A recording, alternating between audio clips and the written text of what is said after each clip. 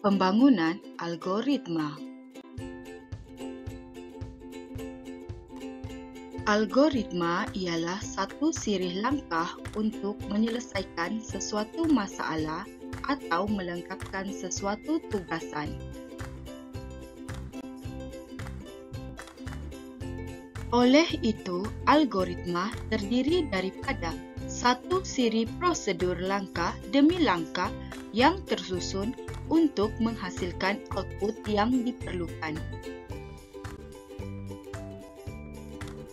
Sebelum itu, mari kita imbas kembali simbol-simbol yang digunakan dalam carta alir. Berikut merupakan not mula dan not tamat.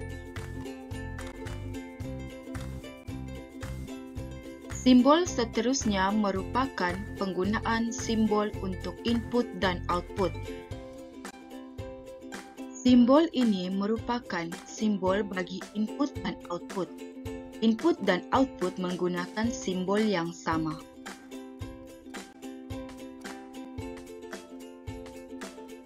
Berikut merupakan simbol yang digunakan bagi proses. Simbol ini merupakan simbol bagi syarat atau pilihan.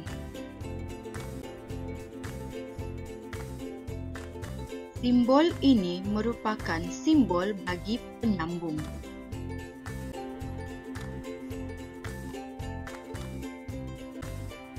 Simbol anak panah digunakan untuk melukis aliran.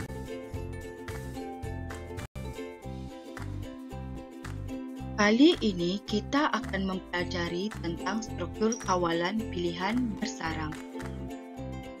Struktur kawalan pilihan bersarang terdiri daripada satu struktur kawalan yang terbenam dalam struktur kawalan yang lain. Satu struktur kawalan diikuti dengan kejadian satu struktur kawalan yang lain dengan serta-merta.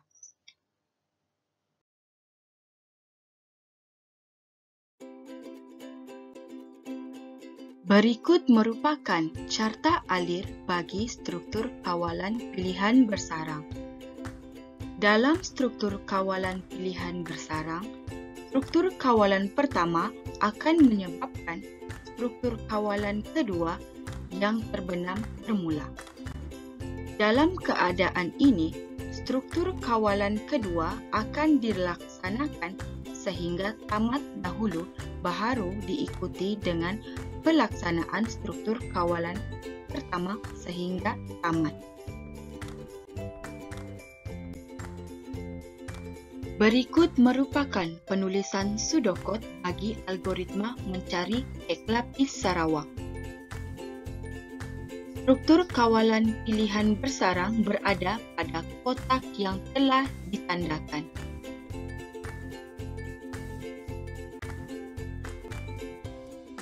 Berdasarkan pseudocode yang telah ditunjukkan sebentar tadi, berikut merupakan carta alir bagi algoritma mencari kek lapis Sarawak. Bagi struktur kawalan pilihan bersarang, struktur kawalan yang pertama perlu dipenuhi supaya struktur kawalan kedua dapat dilaksanakan. Berdasarkan carta alir, terdapat dua keputusan yang perlu dilakukan, iaitu pertama, adakah terdapat kek lapis Sarawak dalam kedai kek tersebut? Kedua, adakah corak kek lapis Sarawak itu menarik?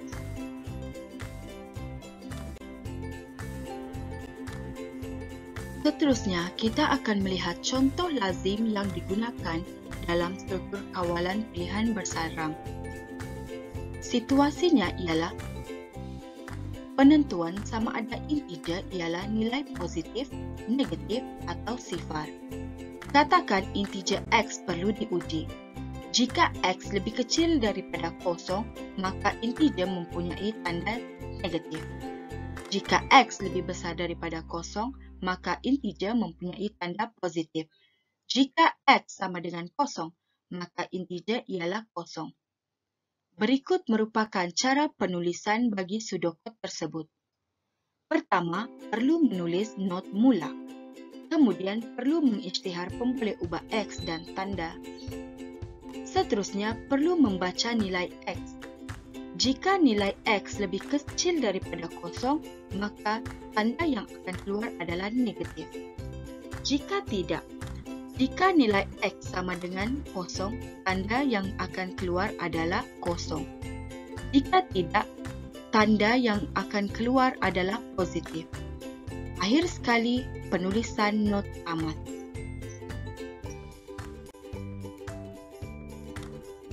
Berikut merupakan carta alir bagi penentuan sama ada integer ialah positif, negatif atau sifar. Struktur kawalan yang pertama mesti dipenuhi supaya struktur kawalan kedua dan seterusnya dapat dilaksanakan. Bagi situasi ini, terdapat 3 syarat yang perlu dilakukan, yaitu pertama, adakah nilai X bersamaan dengan kosong? Kedua, adakah nilai X lebih kecil daripada kosong?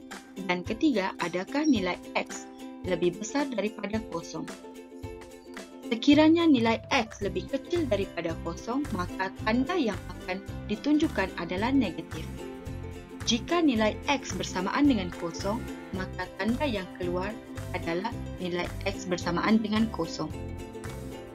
Tetapi sekiranya nilai X lebih besar daripada kosong, tanda yang akan dikeluarkan adalah nilai X bersamaan dengan positif.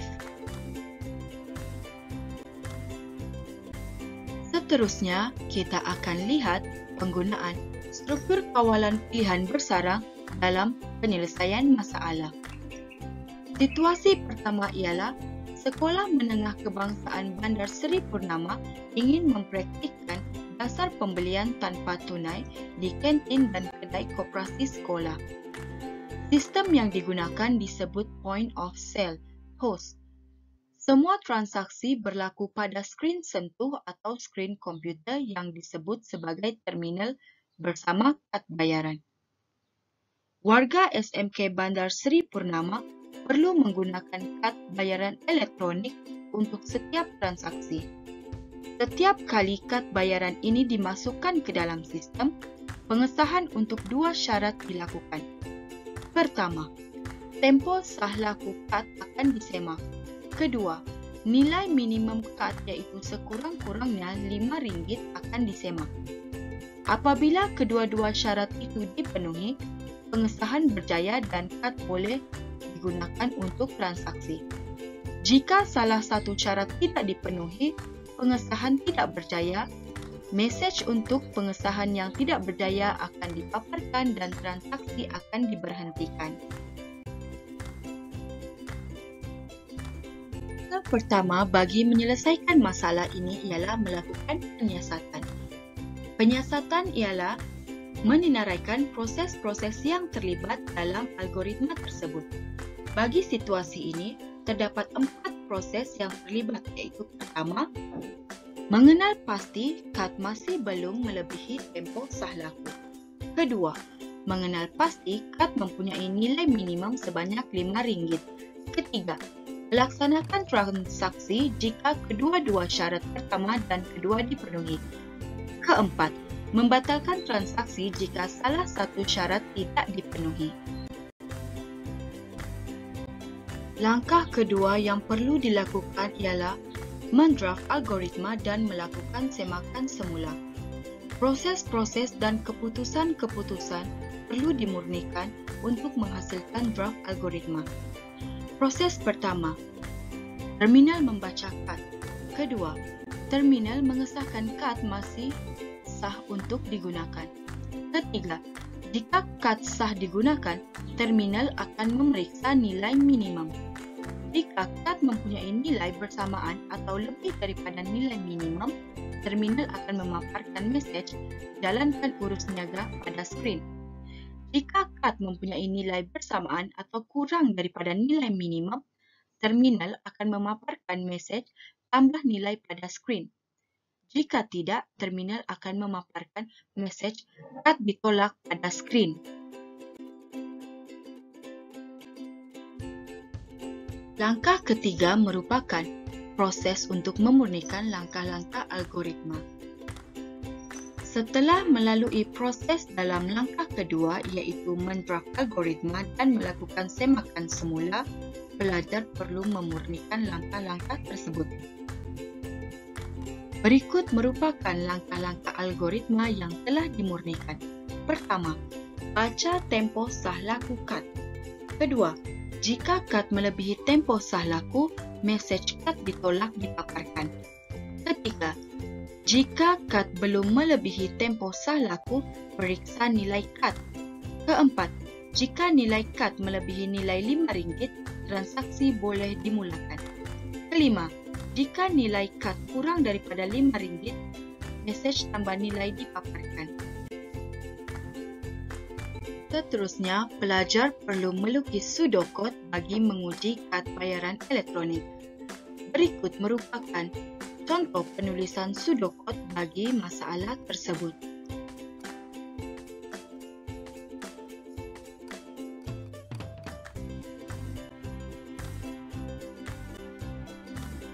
Setelah menulis pseudocode, pelajar perlu melukis carta alir bagi menguji kad bayaran elektronik. Struktur kawalan yang pertama mesti dipenuhi supaya struktur kawalan kedua dapat dilaksanakan. Berdasarkan carta alir, terdapat dua keputusan yang perlu dilakukan iaitu: pertama, adakah tempoh laku kad masih sah? Kedua, adakah nilai kad lebih daripada RM5? Apabila kedua-dua syarat dipenuhi, barulah transaksi boleh dilakukan.